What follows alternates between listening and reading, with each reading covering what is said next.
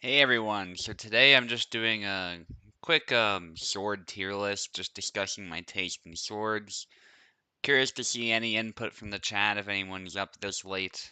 I'll just get started with tier list pretty shortly, I think. So I roughly understand what most of these are. There's a few that I'm just not very familiar with. This is actually a very detailed list. There's quite a few swords here that I'm on this list here. The other tier lists were very poor when it came to detail. I was not impressed, but whoever made this list is very informed about swords, I think. So I went with this one, and it looks like a really well thought out list for sure. Some really obscure designs, really, that some of my viewers might not have heard of. And of course, my channel, I've been doing a lot of like Hellish Court content, and I really want to branch out and just do some sword content, do some history content, maybe. I don't know. Maybe we'll go down that route, but for now, we're just gonna go ahead with this tier list. So we're starting out kind of basic here, if you will. We're going with the arming sword. Whenever anyone in the West thinks of a sword, this is the sword that comes to mind, I think. Just the classic one-handed medieval sword. There's nothing wrong with it. I mean, obviously it has certain limitations, but easily A or S tier if you ask me. It's a very simple yet effective design. Um, it's just where do you put it? I think it to some extent would depend on the Oakshot model you go with too. But yeah, I think this is a solid A tier. I'll go with A tier. I don't think it's like an incredible design in the sense that there's some swords that cut better than the average arming sword, but it depends on the arming sword, of course. And there's probably some swords that stab better too. What I will say though is I am slightly biased towards the cut, so you might see certain thrusting swords be rated kind of low, but I'll just put that out there. It's not to say the sword is objectively ineffective, it's just that based on my personal preferences, the sword doesn't rank quite as high. But we'll cross that bridge when we get to it, and it'll depend on the sword. But next we have the Aruval, which is a very this is something I'm actually not very familiar with, I won't lie. So again, that's gonna affect the way I rate it, but I think B tier is good. It looks like it could take someone's head off just fine. There's just some issues with the design I'm seeing right off the bat. The grip doesn't look the best from what I can tell, and it looks kind of ceremonial. So you could actually argue C tier based on that, but I think it's a sword that could take your head off, so I'll give it a B. It can certainly at least do that. So we'll go with that. This is a bastard sword next up, which is interesting because we have longsword down here somewhere, I believe. Yeah, I believe I saw longsword.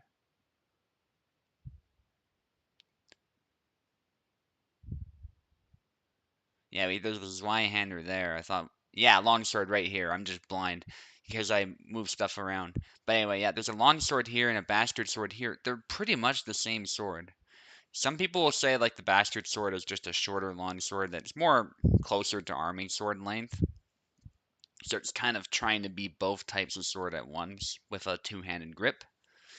So going by that definition, I think a bastard sword it's kind of interesting. I think it's low A tier. I don't like the fact that it's trying to be a two-handed sword while being so short. So it's either like bottom of A tier, bottom of B tier. We're gonna go with something like that. I'll say bottom of A tier because it's not a bad sword. It cuts well, it thrusts well, but and obviously it was used a lot, so that's also a bonus there. But the fact that it's such a compromised design, it's not like more dedicated two-handed the way a longsword is, but I mean, really, you can use that as a synonym for longsword. So I think just A tier is fine. And we got this Bella Bang, which is an interesting blade. It's really hard to rank these sometimes, these swords, because a lot of them are quite effective in their own right. But this bad boy is obviously a very good cutter. and I like that. Not a very good thruster, but I like the design. I will place it below the medieval blades, though I think. It's just that there's a few things about the design that I do not like quite as much as certain other cut-centric swords that we'll cover, so that's why I put it here. But it looks like a solid cutter for sure. That'll take limbs off, that'll take heads off, that'll cut some deep wounds into you. It'll do all sorts of nasty things for sure. Now we got this Bilao, which it looks like one of those. I'm actually not very familiar with this one. It looks like one of those sort of Indonesian, Malaysian, oceanic types of sword. And it's kind of minimalistic. I don't quite like how it looks. In fact, I'm considering putting it in C tier just because of that. It looks effective enough. I just don't like the way it looks personally, and that plays a role in how I'm ranking them. So, fortunately, I think C tier. The Aruvo, we'll see. I think we'll keep it in B tier for now, but we'll see if we move it elsewhere. So now we've got this broadsword here. Broadswords are solid weapons, I think. And given where we put the arming sword, I think it would be criminal to put this anywhere below A tier, to be honest. This sword fills a similar niche. It's a good cutter, it's good thruster, and it's got really good hand protection. So honestly, S tier is a solid argument too, based on that hand protection. Yeah, broadswords are pretty solid weapons. They get more hand protection than that arming sword has, and it's still a pretty beefy weapon. No different than the arming sword. Arguably an upgrade on it, to be honest. But arming sword has the advantage of balancing a bit more towards the blade potentially, but this depends on the individual design. So I think this is our first S tier. I really like that hand protection. Very good. It's not the be all end all of swords. You do not need like really good hand protection to succeed. And many swords that do not have such good hand protection like the Jien have techniques that are used to compensate for that. But at the same time, I do think it is a strong bonus and you can punch with it. So it's a very versatile weapon. Alright, now we got the Bronze Age sword. It's a very simplistic, generic design, and the fact that it's made out of bronze, I think I'll put it at the bottom of C tier, unfortunately. I mean, it doesn't look terrible necessarily, but it's the very beginning of sword design. It's the most basic thing you could come up with, and swords have come a long way since that.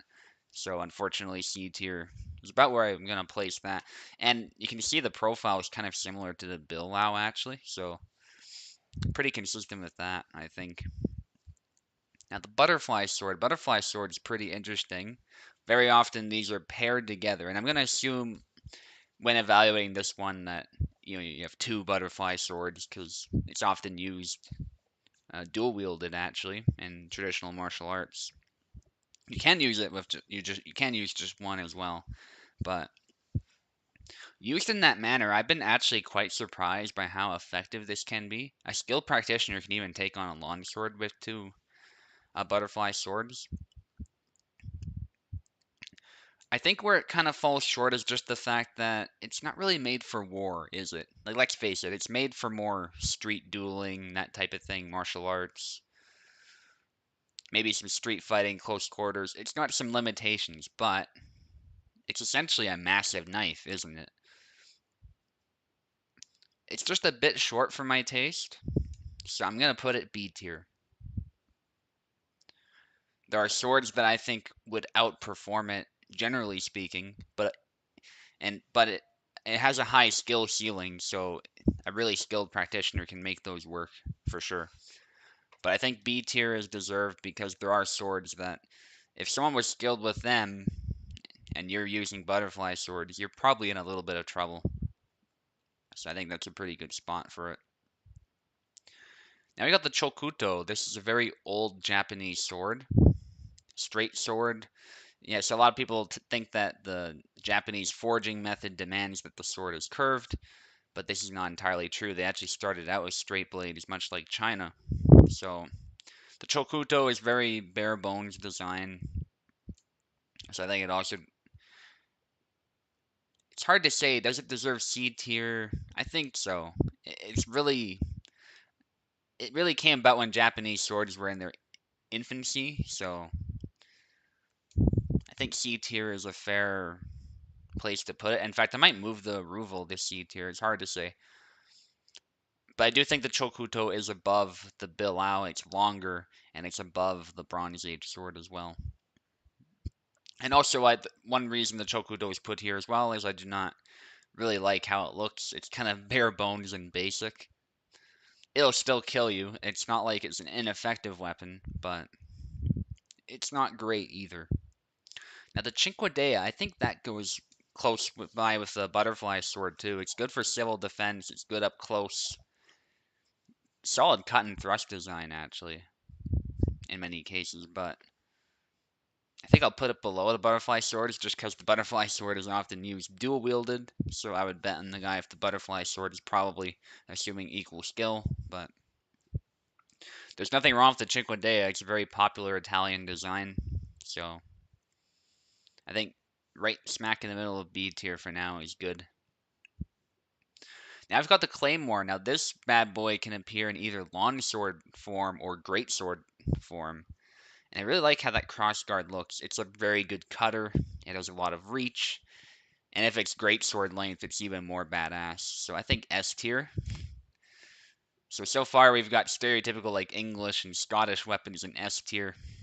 But I just think the Claymore is a really good weapon. And the historical sources attest to just how effective this thing was. It could take heads off. It could cut people in half pretty much. Like it was a deadly, deadly weapon. And it balances well too. People might think, oh, this thing must be really heavy. I mean, swords in general are generally really light. And for its size, the claymore was it's pretty light as well. The heaviest ones were something like 7 pounds. The weight of a baby or something. The same as the Zweihander. They're not overly heavy, but they still are really fierce weapons all the same. Now we got the cutlass. This is a classic sailor's weapon. A bit short, but for its purpose, it's actually a really good weapon. So, I don't know if it really deserves S tier. That's difficult to say, but it should at least be an A tier. It was a really effective weapon. And, I don't know. I'm going to put it here just because it's a really good dedicated one-handed sword. But this is not to say it's better than the bastard sword. I think A tier so far. It's not like a hierarchical rank. It's just sort of I'm putting stuff here that is solid, but maybe not my all-time favorite sword. So that's where the cutlass will be. Fantastic weapon, without a doubt, cut and thrust. And it's a weapon that I would love on a ship, so I would actually almost consider putting it S tier because that's the thing actually. The cutlass often has a lot of hand protection, so I'm thinking S tier might be a place for it. I'm gonna put it A tier for now, but I'll definitely consider putting it over there somewhere. But I think A tier at least. Cannot go below that. The Dadao. Now the Dadao is an effective weapon, but I don't like how much handle to blade there is. This is a personal thing. I know you can make this work, but from my perspective, it's a sword that's trying a bit too hard to be a pole arm at the same time, and your hands are just super exposed, and I don't like that very much. I don't like the aesthetic of it very much. The blade is fine, I just don't like this handle. So I think putting in C tier would be way too biased of me though. So I'm gonna put it in B tier. If it was a bad design, it wouldn't have been made as much as it has been made, and clearly it's been used effectively, so don't think I'll put it below that. Now here's the Da, the Burmese Da that's from Burma. Very interesting weapon, very minimalistic. Not gonna lie, I'm not really a fan of it, of how it looks. So again, the bias coming into play here. It's a good cutter, but I just think the design could be better. So I think B tier is a good spot for it as well. There's so many more swords left, so while I have been ranking them so far this way in the rows, don't take it too seriously once we're done, because I think a lot of stuff is going to get sort of mishmashed and whatnot, just because of how many swords we got to get through. So don't take this as an absolute list. Just consider what tier the weapon is in. I'm going to be ranking them mostly based on tier from here on out. Now the Dao is a really nice weapon. This is the Oxtail Dao they're showing here, and that's the classic Dao everyone tends to think of. As someone who likes Mongol sabers, you can obviously draw comparisons there too. The Dao is a great weapon. It's it's a really diverse one too. It can refer to all sorts of different swords. But this sort of Dao here is a very effective weapon, and I just like the curve of the hilt there, and then the curve of the blade. Definitely inspired by the nomads, the Mongols. So I'm definitely gonna give it an S tier, I think. Totally not biased because of my name and stuff, the Mongol influence stuff, but in all seriousness, it's a saber. I like sabers. So, and it's a really cut centric one, so I think S tier is good.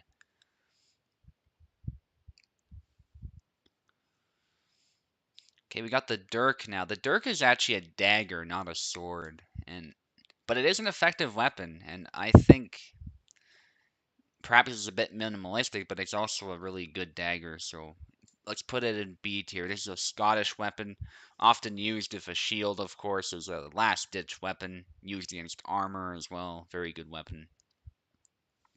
Now the Dusak's in a very similar boat to the Cutlass. It's essentially the same weapon, I suppose. It's got hand protection, especially this example they're showing here. Nice basket hilt and a cut-centric blade. It's the evolution of the Messer. And so honestly, because I'm thinking I'm gonna put the Messer S tier probably, and I'm wondering if like at that point I can't really justify not putting the Dusak up there too. So we'll cross that bridge when we come to it. But I'll just say wherever the Messer goes, the Dusak and probably the Cutlass will go too, because they're very similar designs, just with slightly different takes on hand protection and whatnot. Now the S stock, it's a very specialized sword, but the thing that it's really good at, and that is armored fighting, no other sword really beats it in, except maybe a great sword. So I'm actually gonna put it S tier because if I'm fighting a dude in plate armor, this is up there. This is a sword that I would definitely consider bringing. So it might be highly specialized, and it's not something I would take for the majority of situations, but I think it deserves an S tier. I don't think it's the best stock. If you know that reference, I'll be impressed. But it's definitely a good sword. Yeah, so I think S tier. And I said I was biased against thrusting, but in this case, it's not so bendy. It's not like a Spadroon, for instance. It really is good at stabbing, and it's nice and rigid. So I think S tier is good. Now the Falcata. This is a Carthaginian sword, also like just Mediterranean in general. Very nice sword. I think it deserves A tier. Very good at cutting. You can thrust with it too. And this is where it kind of gets tough. Like, when do you start putting all this stuff in S tier and whatnot? But we'll adjust as we go. Um, but I think the Falcata deserves A tier. It's a nice, short, effective design that was replicated in many locations. So I think it deserves that spot. It's just like the Kukri. It'll cut you. It's good at chopping. It's got that nice push cut motion that comes naturally when you do that chop too. Now the falchion, I think the falchion should basically go where I put the dussac and the cutlass, right? So it's very specialized, of course, and I don't really like this design in particular as much as, say, a Messer, but nonetheless, it's pretty clear that it achieves pretty much the same thing. So I think A tier makes the most sense. It was a very, very successful design. So that's where we go. The Falx. This is a big ass cutting sword, curved sword. Could be one-handed as well, or could be two-handed. The Romphea is a very similar idea. The Falx was famous because it would get around the Roman shields and it would actually injure the soldier behind it. And it resulted in some additions to Roman armor to try and adapt to it. At least that's the theory that goes around. One of the few swords that you can actually consider using as a primary weapon. And so the Falx, I think you could put it S tier, honestly. It's a very good sword. And it gets a lot of points in my book for being one of the first true two-handed swords ever produced. It's a very, very solid design. And now we got the Farangi. The Farangi is a very nice design. You see the spike here. It's actually so you can grip this saber two-handed. It's a nice choppy saber. It can still thrust, but it's got that half basket. And you can use it either two-handed or one-handed. So I think it's a really solid design, and I think it deserves S tier. One of the best saber designs in my opinion, and so I think it deserves that spot. Now the Flissa, this is an interesting one. It can cut quite well actually. I believe this is Afghani. This is an Afghani sword, I believe, but I'm a bit unfamiliar with it, I won't lie. There's nothing particularly wrong with it, but it's other than the fact that it's lacking hand protection. And I think the design could be better, so I'll put it in B tier.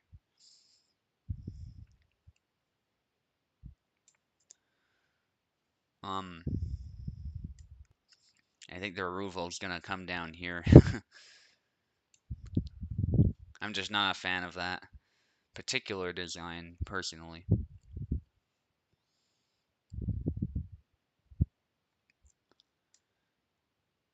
And I think the Da is gonna come down here too. It's just, I don't really like the shape of the handle. It's too circular for me.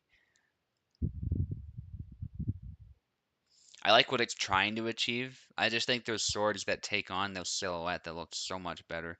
You know, like the katana or the Hwando as well. The Hwando is essentially the Korean take on the katana, the wakizashi.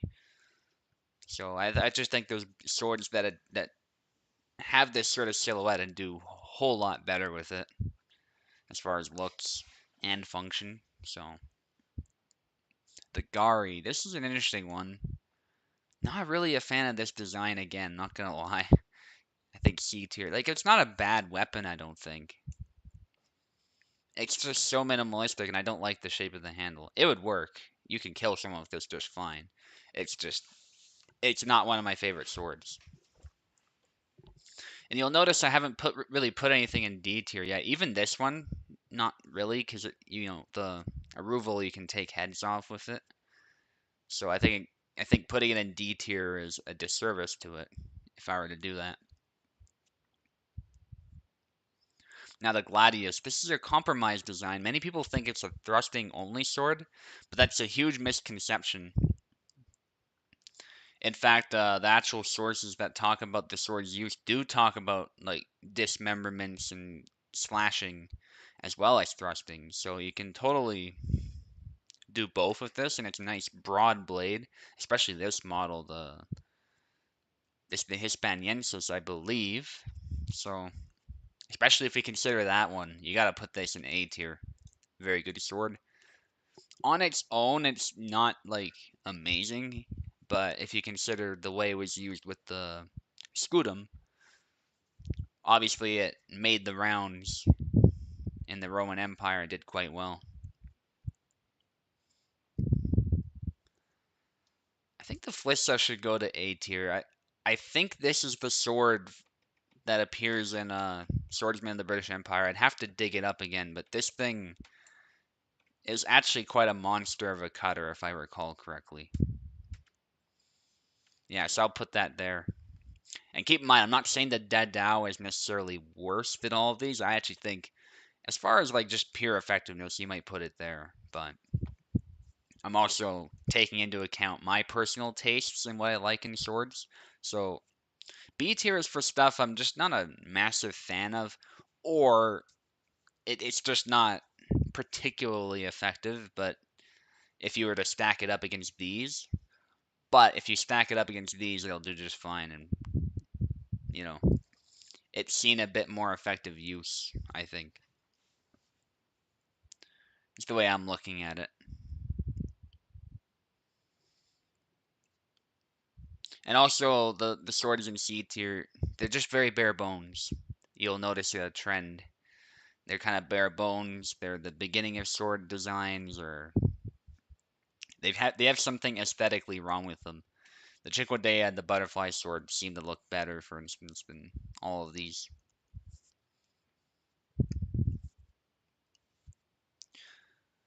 Yeah, but it's hard to rank effectiveness sometimes. I mean, you got daggers, you got short swords, it's really difficult. So it's just personal favorites that's really the deciding factor here. Don't take this to mean raw effectiveness. Now, the harp is an interesting one.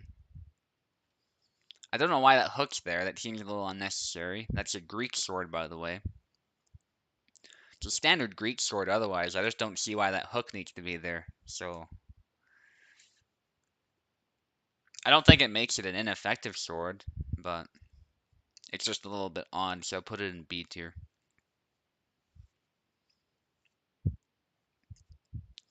And we've got these hook swords. I think they're a bit overrated, honestly, sometimes, but I think it's a pretty solid design. The issue with it is high skill ceiling, I think. If you really know what you're doing with these things, you can take on A tier, even S tier swords just fine. Not a problem.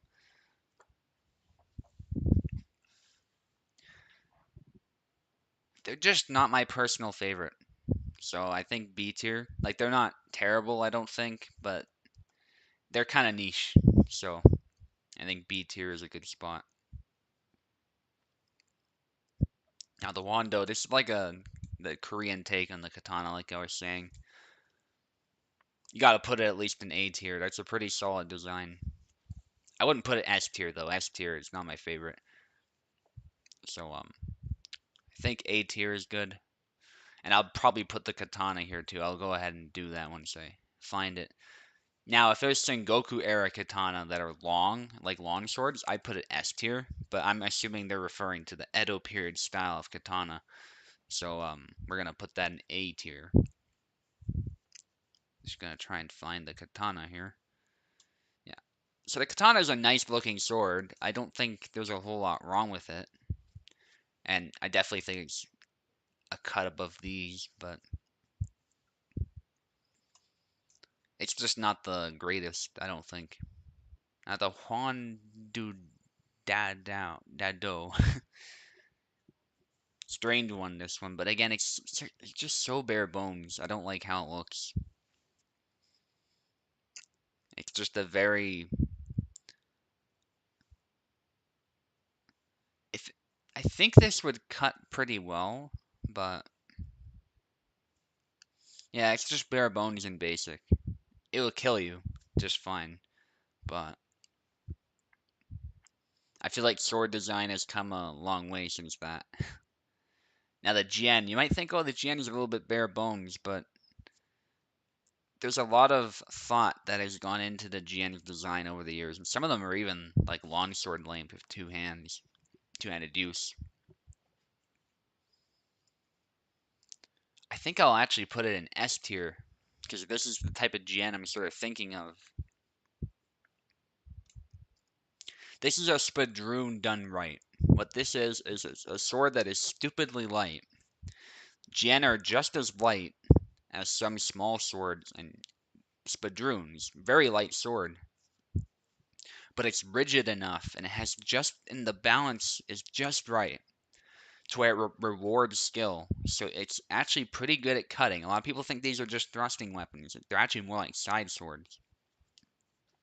It's a cut and thrust weapon, and it can cut really well if you get the edge alignment right, and it can stab really well. It's definitely a high skill weapon. It's not the weapon I would pick, I don't think. It's lacking hand protection, but because it's so light, you can withdraw really quickly if you're skilled with it. And so I think it's a pretty solid design overall.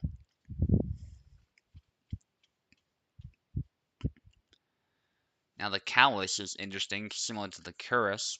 Um, more of these oceanic weapons here. I think B tier is fine. Actually, nah, A tier. Let's put it in A tier. It's a pretty solid cutting design. Now the Chris here, I don't like this particular design.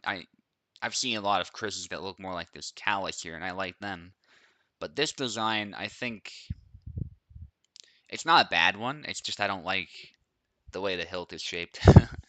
That's enough to put it in C tier for me. Following the same trend of this Gari here. Now the Cascara, that is a good sword.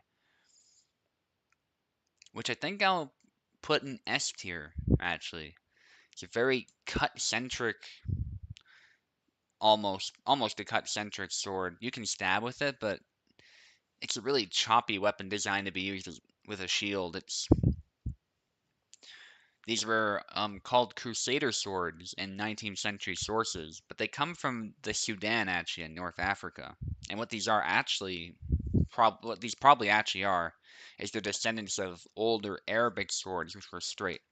Contrary to popular belief, before the Mongols in the Middle East, they actually preferred straight swords. They did not prefer curved swords. So during the crusading era, if you want to call it that, crusaders would have run into Muslim warriors who were using similar swords to them, really. They weren't that different, contrary to what pop culture tells us. So the Kastar is kind of a descendant of that, as Muslim sword designs spread to North Africa. Now the Kastan, I'm not very familiar with this, but it looks kind of like a hanger. It'd be a similar idea to the Messer or the Dusak, so I think A tier is fine with that for that one.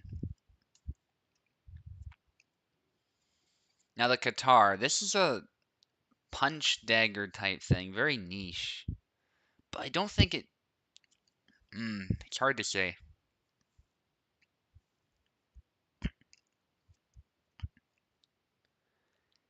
That I mean, if you were to punch with it, it would punch through mail potentially if you delivered enough force. I think it's tough to say, but it's definitely a really hard hitting weapon as far as stabbing. So I think B tier. I'm gonna. It's kind of a niche martial arts weapon, but I think in skilled hands you can make it work. I think it's not the most aesthetically pleasing thing to me, actually, at least not the handle. But I like the idea of a punch dagger. So there's some redeeming qualities about it that justify me putting it in B tier, I think. Now the Kayam Kulam Val.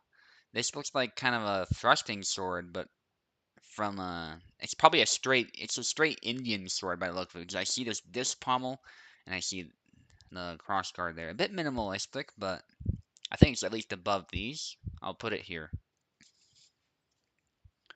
Yeah, so people have this misconception that Indian swords were all cut centric. That's not quite true. And this looks like it's one of those examples. I've never seen this name before, but more or less that seems to be what it's going for here. The Khanda is a kind of a cleaver type thing, another Indian sword, very terrifying weapon. A bit forward weighted actually for a sword, which some people might not like. I don't think it deserves S tier, but I think it's a very formidable weapon for sure. It's just not quite my favorite, but it's definitely a design that I would consider solid for sure. Now we got the Khopesh. This is kind of a cross between a sickle and an axe in one weapon. Sickle, sword, axe type thing. It really handles more like an axe, and I think sword design has come a bit of a way since the Khopesh, but the Khopesh is still a pretty decent weapon. You might argue it's kind of straddling the line between sword and axe a bit too much, but it's a really innovative design for its time, so I think it deserves B tier. The Killage is a really lovely saber. I think it deserves S tier. Dangerous cutter that can absolutely destroy whatever it hits, and I love that false edge on it. And this design inspired many European sabers too. It's a Turkish weapon. I think Killage just means sword, by the way, but of course in English it means this specific design. As for the Messer at least has to go A tier. I'm gonna put it with like the Dusak and stuff for now. And again, this is not like in order. I'm just putting a bunch of crap here. But again, I love the Messer. In fact, I'm considering S tier. I really love the design going on here. But I think I'm gonna have to rethink some of these if I do move the Messer here. So let's have a look quickly. Yeah, if we put the Messer here, that means we gotta put the Cutlass, the Dusak, and you could argue the Falchion. I just don't like that particular design as much. Yeah, the Messer is one of my favorite swords in general, so it's gotta go S tier. That's just how it is. So I'll put the Dusak up there too, and I'll put the Cutlass up there. An arming sword depends. So I think A tier, if we're being honest, like the top of A tier. If I were to rate all of these swords, arming swords somewhere near the top of A tier. Because there's some arming swords that I just love and I would put in S tier, but there's others that I think A tier is more accurate. So that's where I'm gonna put it. Now the Kukri, another one of these forward curved weapons, usually a knife, but it can be sword length. It deserves to be with the Falcata pretty much. It's a very similar take. Independently developed actually from the Falcata, but still. Neat idea. And this is famously used by the Gurkhas in Nepal and India. Langai and Tingang. It suffers from the same problem these swords here in C tier do. It's just so minimalistic and ugly looking that I'm just not a fan of it. But I'll give it this. It's got a good blade for cutting. It'll definitely perform well in combat. I'm just not really a fan of it. That Lu Dao, this is another take on the Dao. Kind of minimalistic looking. I think B tier. I'm honestly not. I don't hate it, but I don't particularly like it either. So I think B tier is where it'll go.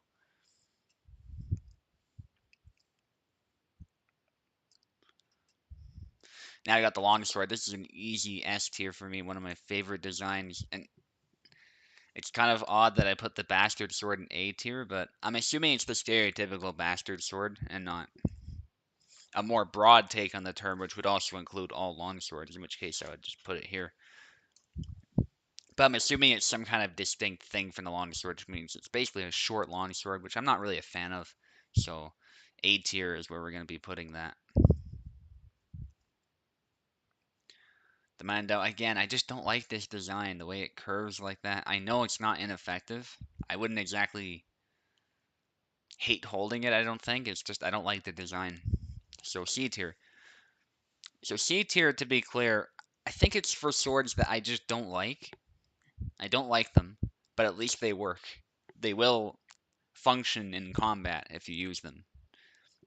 But I'm just not a fan of them. B tier, it's like I like them, but I think they've have some shortcomings or whatever. But I acknowledge that they work very well, especially in skilled hands. A tier, I'm kind of deciding how these work as we go. A tier is swords that I like, they're just not my favorites, but I like them a lot. And S tier is just, they're amazing. I love each of these swords, and they are among my favorites. I think that's how we'll do it from now on.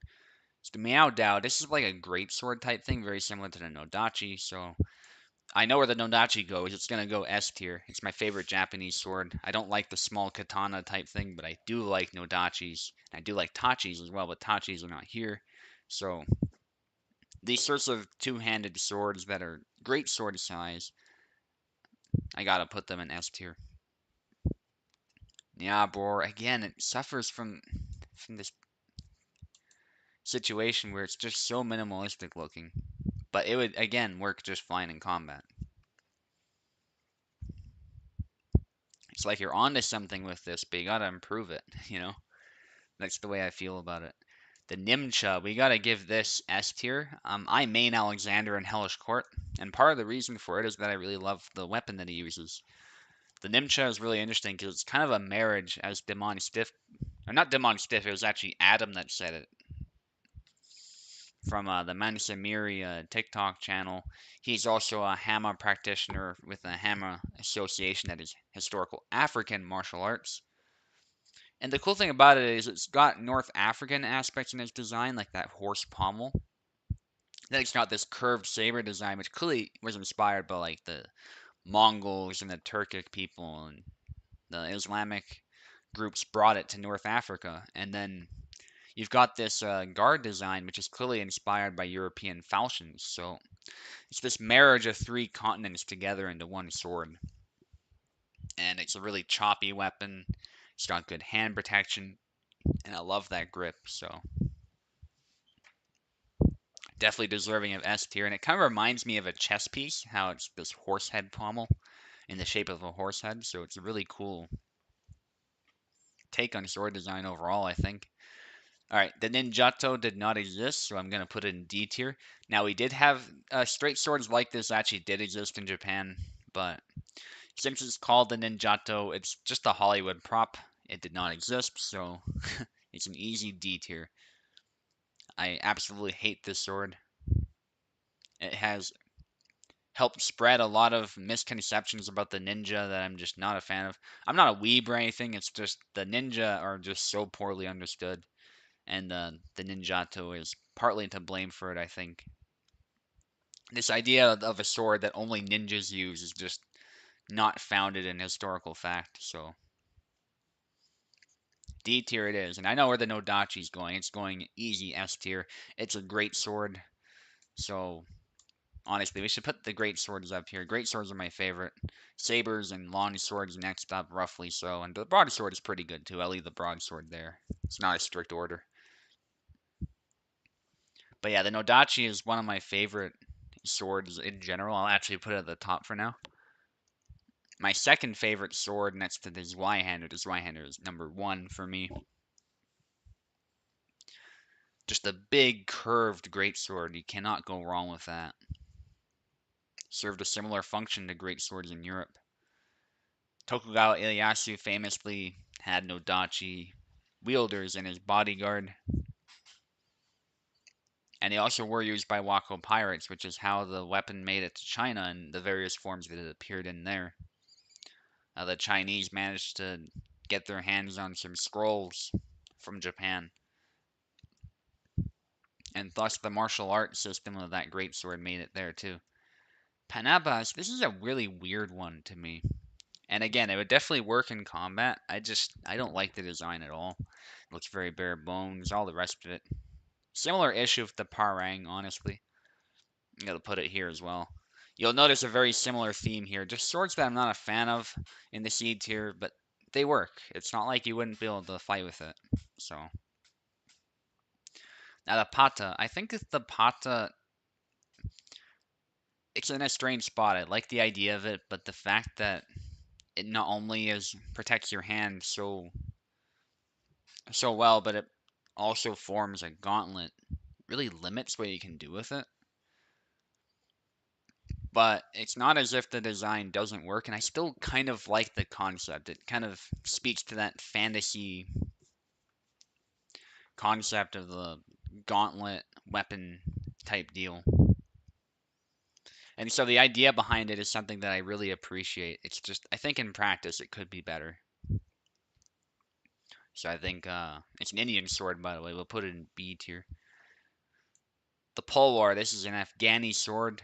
Very similar to the Talwar, which is one of my favorite sabers, so we know where this is going to go. It's going to go in S tier. The main difference is just the hilt style. The style of hilt here is more curved in a semicircle shape here.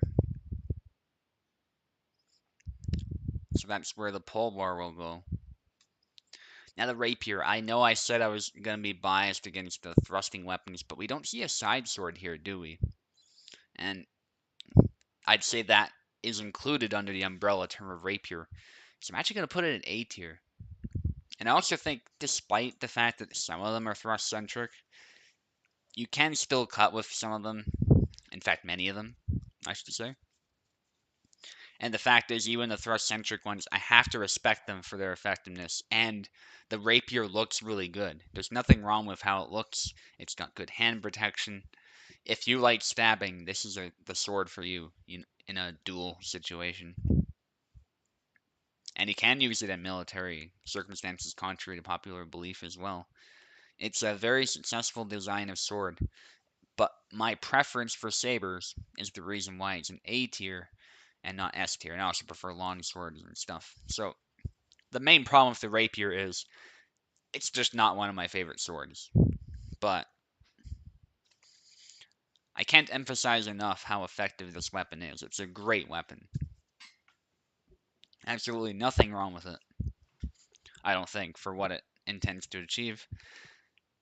And the thing is, the definition of rapier gets really hazy, and there comes a point where it's just a term in English for a weird foreign weapon, foreign thrusty weapon sometimes. But there's weapons that are called rapiers that George Silver, who went on this big nerd rage against rapiers back in his day, would call just a good English sword. So rapier includes essentially the evolution of the arming sword. So you can think of some rapiers, side swords as people will call them, as really just a more complex guarded arming sword. So same blade, same everything, just better hand protection. So I think A tier is a good spot. Many people will want the rapier to be an S tier, and I'll totally understand that. I'm just going off of my personal preference, and I think it deserves to be an A tier. The Romfea is very similar to the Falx, so we know where this is going. S tier, two-handed weapon, very similar function. Now the Rondel, it's an effective weapon, and I actually think S tier as well, because it's so good at fighting in armor. This is the sort of weapon you really want to use when you're in close range combat with a dagger. Very specialized, but at that specialization, you cannot do better as far as daggers. So S tier, and in unarmored combat, it's pretty formidable as well. It's a big, long, stabbing dagger. Funny I say stabbing, I'm kind of biased against it, but as far as daggers, stabbing is a very good tool to have when fighting armor. And even as far in the east as Japan, they have similar daggers to this that are very good at piercing the gaps in the armor. So it's an idea that's pretty universal and has been proven to be quite effective. The ring sword is a weird gimmick, and I'm not really a fan of it. I'm honestly considering just C tier based on that. It's just kind of bizarre. You've got rings all over it in places, and often up down the spine of the blade and or on the handle, and I'm just not a fan of that. As for Saber, I'm definitely putting that in S tier. Very good sword. You'll notice a lot of stuff is actually in S tier because there's a lot of similar designs that I just really like that go up here. Now the scimitar, I hate this term so much. Oh man, I could put it in D tier out of spite, but it works. The design shown here is fantasy, but you could chop someone with it, sure. But I'll put it in C tier. Now here's the reason why I don't like this term. Scimitar is a term that just refers to any saber outside of Europe. And I suppose by that definition, scimitars are perfectly fine. You could put it in S tier and be done with it, but I just don't like that term. Because scimitar is just, it's not a useful term at all. So it totally depends on what you're talking about. And a scimitar could be anything from a tulwar to a katana even. You could theoretically apply that term to a katana if you really wanted to. But there are things that are called scimitar in the sources that would actually be a szabla from Poland or Hungary if they were just made in Europe instead of the East. So it's kind of a bizarre term that's a catch-all for any Eastern sword, saber I should say, outside of Europe. And I'm just not a fan of that term, and it should go away. And the particular design shown there, I'm just not a huge fan of, so I'm gonna put it in C tier. It's just a term that I don't really like. The sax is a good weapon. I don't think it deserves A tier, but it's a very utilitarian sort of knife slash short sword. Some of these are short swords. So I think B tier is a good spot. It's definitely not something I spend a whole lot of time thinking about, so I don't think it deserves A tier. Shamshir, nothing wrong with the Shamshir. It's another curved sword.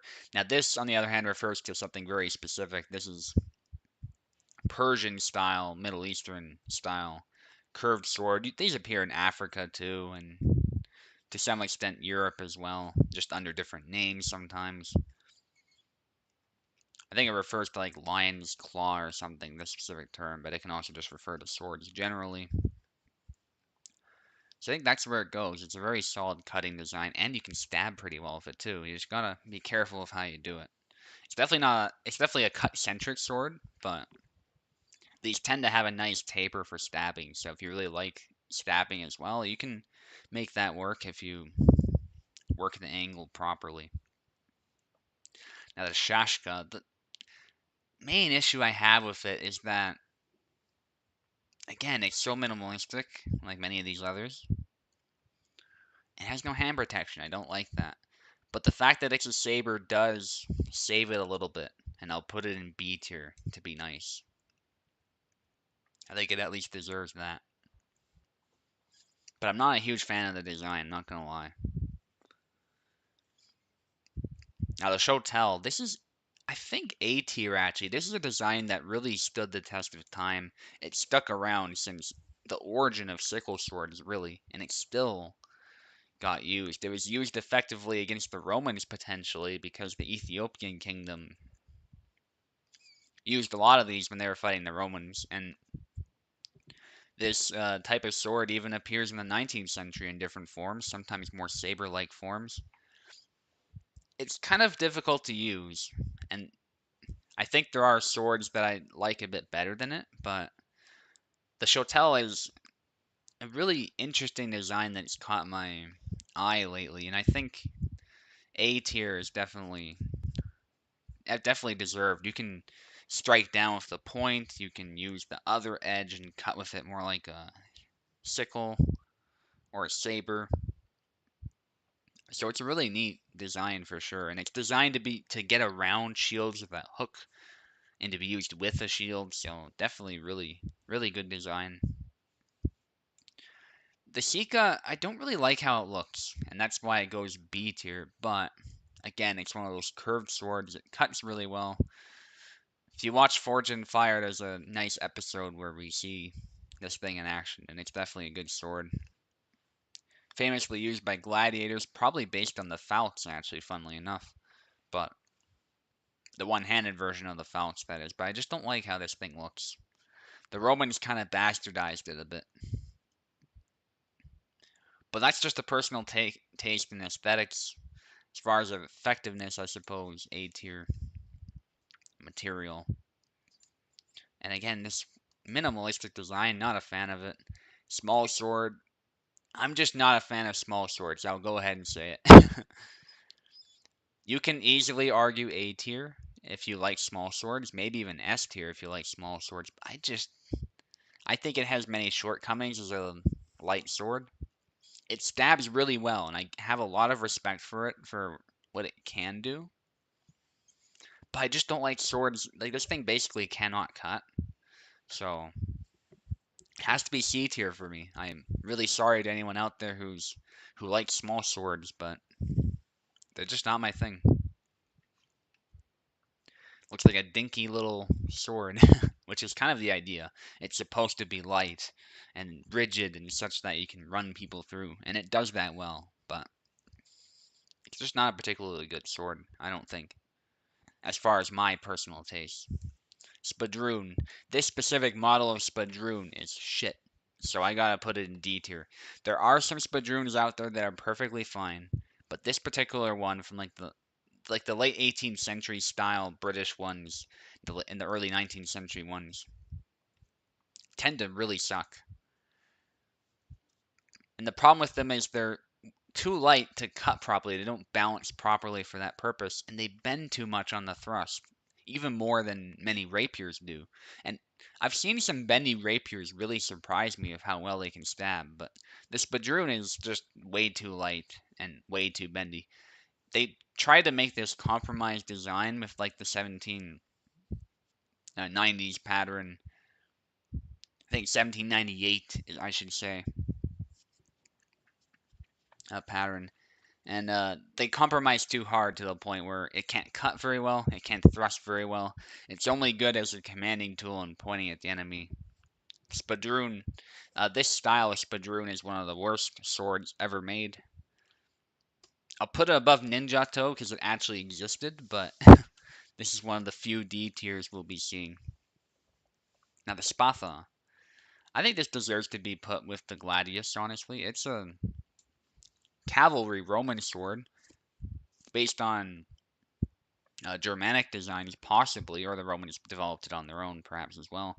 But I think there's some overlap there, some influence. Perhaps Celtic swords played a role,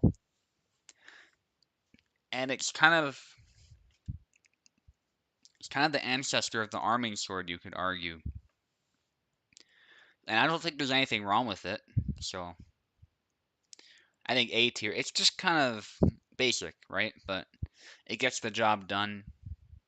It definitely was a very good cavalry sword, so I think A tier is fitting for it. Surik, again, it suffers from the problem many of these swords do. It's very bare bones. I do not like the design at all, but there's no question that it works. Takoba, in many ways, this is similar to the Kastara, but I just don't like the handle. But because it's an effective sword, I don't want to put it like here. It definitely stands out as far as cutting. So I don't think I'd put it A tier, but perhaps the top of B tier. I'll be generous with that one because I know what the sword can do and I highly respect it for that. Now the Talwar or Tolwar, I usually put a U after the T, but you can spell it either way, that doesn't matter. One of my favorite sabers, famed for its cutting ability in the 19th century in European sources. This thing would split skulls, it would take heads off, arms off, really easily with those powerful drawing cuts. And I just love the design of it. It's very similar to the Polwar. And the hilt enforces a hammer grip, which makes edge alignment really simple with it. So it's actually a terrifying cutter.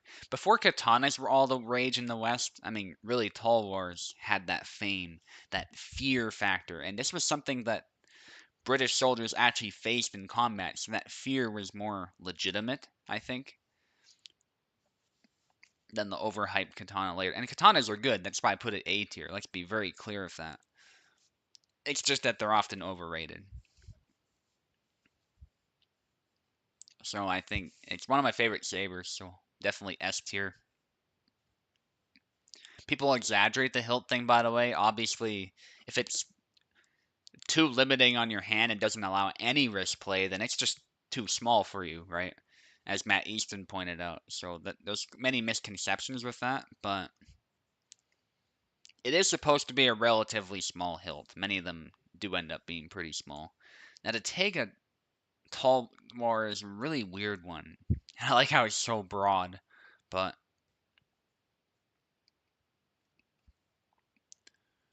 yeah, it's just a bizarre design. That's the only thing. I definitely not S tier, I don't think, but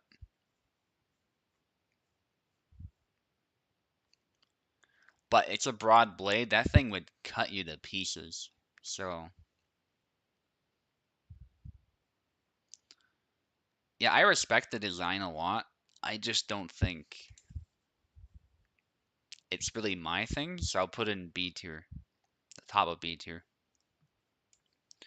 Tsurugi, really, it's one of those early Japanese short swords, so I think again it deserves C tier. It's just kind of bare bones basic. Early bit of sword development in Japan, so it doesn't stack up to the other Japanese swords we have up here. Classic Viking sword, I think it should just go where the arming sword is. It's solid migration era weapon. And I might actually move the arming sword to S tier. I'm not sure. It's a sword that lasted most of the medieval period, so I think it deserves some praise for that for sure.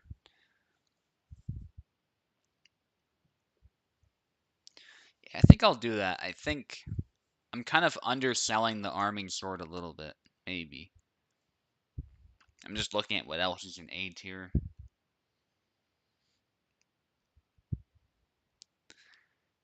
Yeah, it's just there's some variance in the arming sword design that makes me hesitate to put it in S tier, so I'll put it top of A tier. I think top of A tier is fine. And the Viking sword will go there too. Very choppy design. Again, it's kind of like the Talwar. It enforces that hammer grip, and it's really iconic design for a sword, I think. So top of A tier definitely is deserved. And again, this is not necessarily the full order, but I think these three swords are the top of A tier for sure. That's what I will say. The Xiphos leaf-shaped blade design, which I really appreciate. I think the leaf blade design is very underrated. It's just that we got better at it. We got better at designing swords to cut while not compromising the weight. But I really think there's potential in exploring this design further. So I think it really does deserve. I was about to put an A tier, but I think the top of B tier. If its design was better realized and we saw some long swords with the leaf blade shape, I think we could really. I think a design for A tier could have been pumped out for sure. And A tier is still arguable, but I think it's actually B tier. And it's also not my favorite design, but I think these leaf shaped blades here, they were definitely onto something with that. But as we got better at making swords and whatnot, there were better ways to make a sword better at cutting that didn't involve widening it like this. But if the design was explored more, I acknowledge it would at least be an A tier, and I would like it even more. But I think top of B tier is fine. The Yataghan, I really like this. It curves back and then it curves forward, so the point is back in line. It's kind of genius. It looks very minimalistic and whatnot, but I like the subtleties of the design enough to put it in A tier. Saw some use on bayonets too. They're Yataghan bayonets in the 19th century. So that's where I'm going to put the Yataghan. It's a pretty solid sword.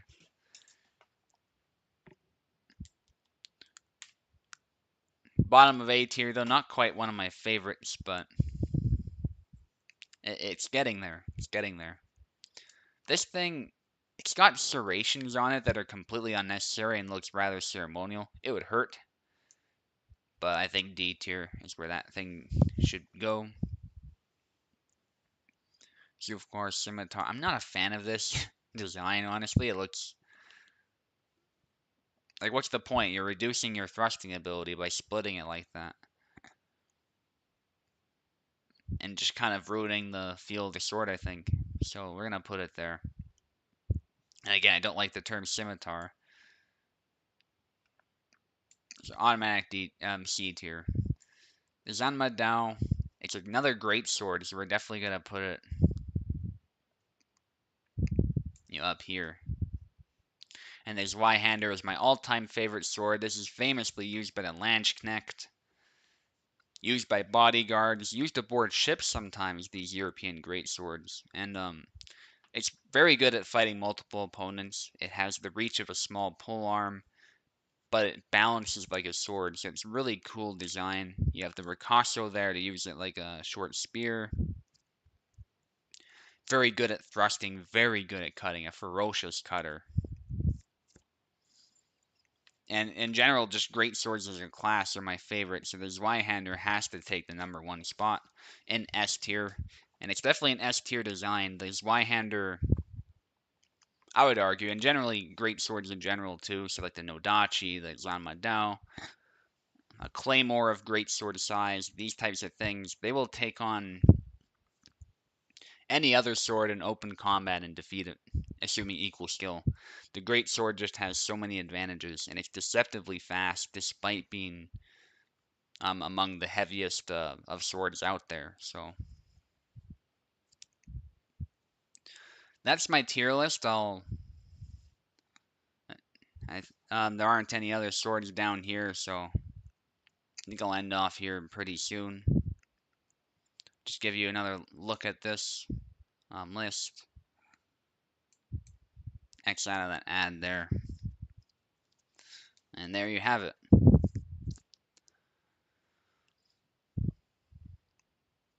I'm just gonna save it, I think. Or actually, I'll just download it. No need to save it. So for those who are watching from the Discord or are just popping by, I'm curious what you have to think. Maybe for those from the Discord, you can see it in my description if you're curious about that. That's the Hellish Court Discord. I'm curious to see what your list will look like. A lot of cool designs in this list. I will share it, of course, to those who want to use the template. And how long has it been? Let me just have a look here. It's been about an hour, so that's a pretty good amount of time. So I think I'll end it here. It was pretty cool nerding out about swords. I don't know if anyone was actually listening to me this whole time, but anyway, I'll see you all next time. Might be a Hellish Court tournament coming. We'll see, because I don't have a whole lot to do this week, actually, other than be at university a lot. Unfortunately, my days are just really long, but at least because of that, I'm getting a lot of work done there. So once I'm home, I have a lot of free time. So that's kind of a perk. But anyway, I'll end the stream off there, and keep an eye out for that tournament if you're interested. I'll probably be posting that soon, probably for Sunday or something. But anyway, I'll see you all next time.